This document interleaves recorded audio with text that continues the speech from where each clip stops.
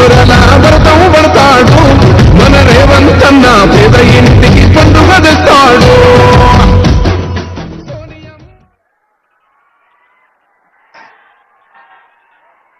Nizamabad municipal corporation ఎన్నికల సందర్భంగా ప్రజాపాలన ప్రగతి బాట కార్యక్రమాన్ని ఏర్పాటు చేసి సభాధ్యక్షత వహించిన మిత్రులు, మీ అభిమాన నాయకులు, స్థానిక శాసనసభ్యులు డాక్టర్ భూపతి రెడ్డి గారు, ఈ కార్యక్రమంలో నాతో పాటు ముఖ్య అతిథులుగా విచ్చేసిన ఇన్ఛార్జ్ మంత్రివర్యులు పెద్దలు ఉత్తమ్ కుమార్ రెడ్డి గారు, అదేవిధంగా మరొక మంత్రివర్యులు పెద్దలు తుమ్మల నాగేశ్వరరావు గారు, అదేవిధంగా నిజామాబాద్ జిల్లా నుంచి కాంగ్రెస్ పార్టీ కార్యనిర్వాహక అధ్యక్షుడిగా, ఈనాడు కాంగ్రెస్ పార్టీ అధ్యక్షుడిగా, శాసనమండలి సభ్యుడిగా 2023 ఎన్నికలలో నేను ప్రజాక్షేత్రంలో తిరుగుతుంటే రాష్ట్ర స్థాయి నాయకుల సమన్వయం చేసిన మిత్రులు కాంగ్రెస్ పార్టీ అధ్యక్షులు మహేష్ కుమార్ గౌడ్ గారు, అదేవిధంగా బోధన్ శాసనసభ్యులు, ప్రభుత్వ సలహాదారులు, నాకు అత్యంత ఆప్తులు పెద్దలు సుదర్శన్ రెడ్డి గారు, అదేవిధంగా తెలంగాణ ప్రభుత్వ సలహాదారులు మాజీ మంత్రివర్యులు మహమ్మద్ అలీ షబ్బీర్ గారు, అదేవిధంగా మరొక ప్రభుత్వ సలహాదారులు హర్కర వేణుగోపాలరావు గారు, శాసన మండలి సభ్యులు బల్మూరు వెంకట్ గారు, అదేవిధంగా నిజాయితీకి మారు పేరు, దాదాపుగా 4 దశాబ్దాలు ప్రజాక్షేత్రంలో ఉండి ప్రజలకు అందుబాటులో ఉండే నిజామాబాద్కే జిల్లాకే వన్నె తెచ్చిన పెద్దలు మండవ వెంకటేశ్వరరావు గారు,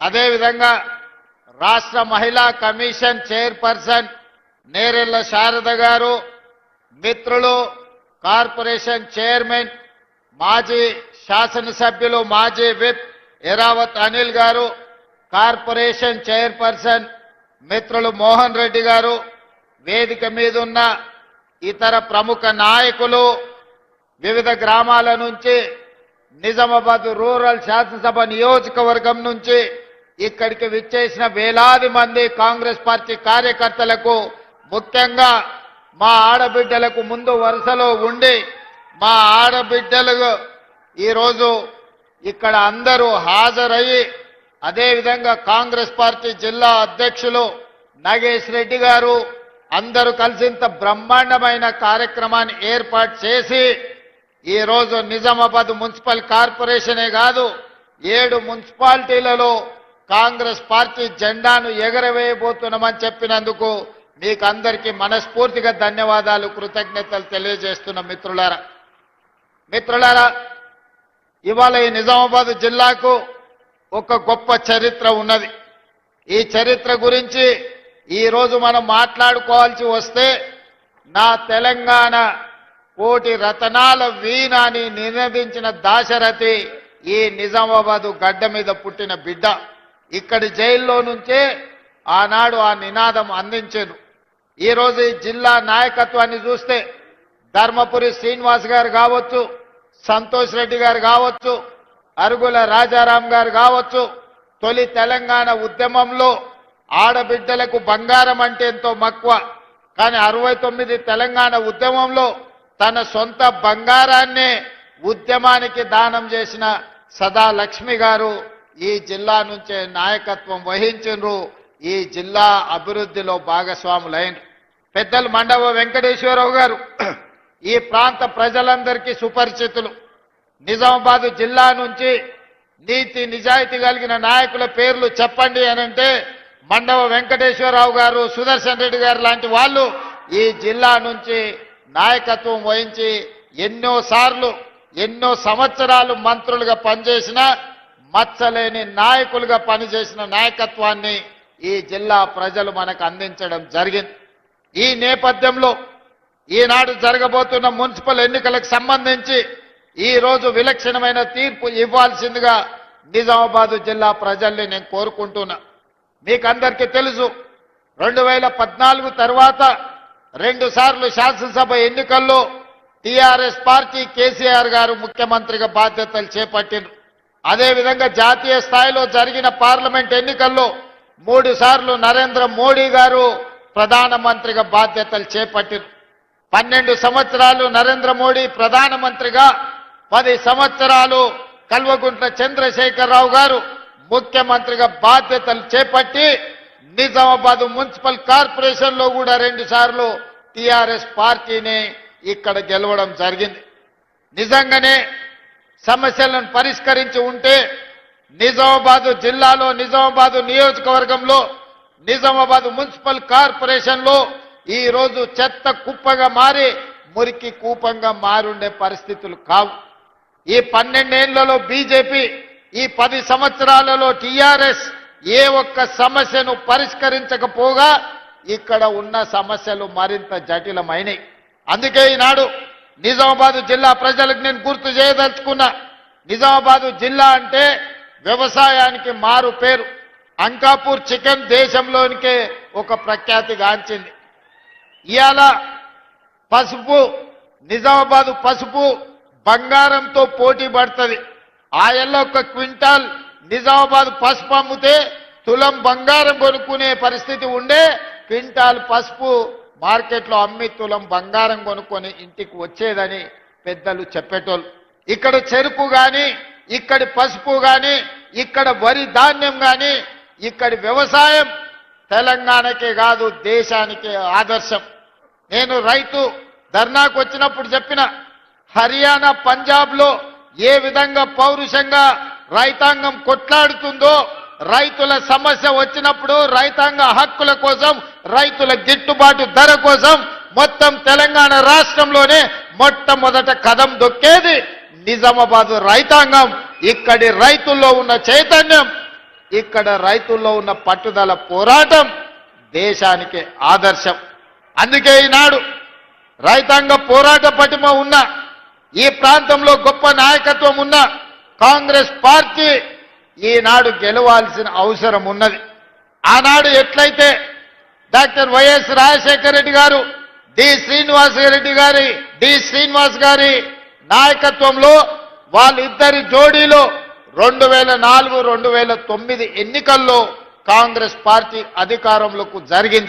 అధికారంలోకి రావడం మనం కళ్ళతో చూసినాం. అందుకే ఈనాడు ఖచ్చితంగా నేను ఈ వేదిక మీద నుంచి తెలంగాణ సమాజానికి మాట ఇవ్వదలుచుకున్నా. 2023 ఎన్నికల్లో నేను పిసిసి అధ్యక్షుడిగా, మహేష్ గౌడ్ గారు కార్యనిర్వాహక అధ్యక్షుడిగా 2023 నాడు కాంగ్రెస్ పార్టీని అధికారంలోకి తీసుకొచ్చినాం.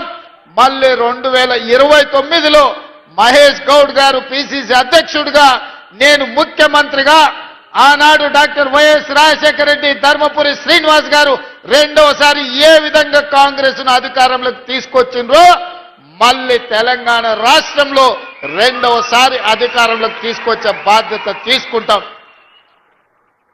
నేను పిసిసి అధ్యక్షుడు కాకముందు ఈడ రైతుల సమస్యల మీద నన్ను ఆహ్వానించి ఇక్కడ ఒక కార్యక్రమాన్ని ఏర్పాటు చేసింది. దారెంబట వేలాది మంది రోడ్ల మీదకి వచ్చి స్వాగతం పలుకుతే మధ్యాహ్నం 12కి రావాల్సిన నేను సాయంత్రం 5 గంటలకు సమావేశానికి వచ్చిన వేలాది మంది రైతులు ఆనాడు నిలబడి మీరందరూ ఆశీర్వదించారు కాబట్టి ఆ తర్వాత కాంగ్రెస్ పార్టీ అధ్యక్షుడిగా నాకు బాధ్యత ఇచ్చింది కాంగ్రెస్ పార్టీ. ఆ కాంగ్రెస్ పార్టీ అధ్యక్షుడిగా ప్రజాక్షేత్రంలో ప్రజా సమస్యల మీద కొట్లాడడంతో ఈనాడు తెలంగాణ రాష్ట్రంలో కాంగ్రెస్ పార్టీ అధికారంలోకి వచ్చింది. ఈ రోజు మీరు ఆనాడు అండగా నిలబడబట్టి అధిష్టానం దృష్టిలో ఖచ్చితంగా రేవంత్ రెడ్డి గారి నాయకత్వంలో పార్టీకి ఫలితాలు ఉంటాయని ఒక నిర్ణయం తీసుకోవడానికి నిజామాబాదే వేదిక అయ్యింది, నిజామాబాద్ జిల్లానే కారణమైంది. అందుకే నా మనసులో ఎప్పుడు నిజామాబాద్ జిల్లాకు ప్రత్యేకమైన స్థానం ఉంటుంది. ఈ జిల్లాలో ప్రాజెక్టులను పూర్తి చేయడానికి, ఈ జిల్లాకు అదనంగా నిధులు మంజూరు చేయడానికి, ఈ జిల్లాకు రాజకీయ నేపథ్యం, రాజకీయంగా అవకాశాలు కల్పించడానికి నా శాయశక్తుల ప్రయత్నం చేస్తా.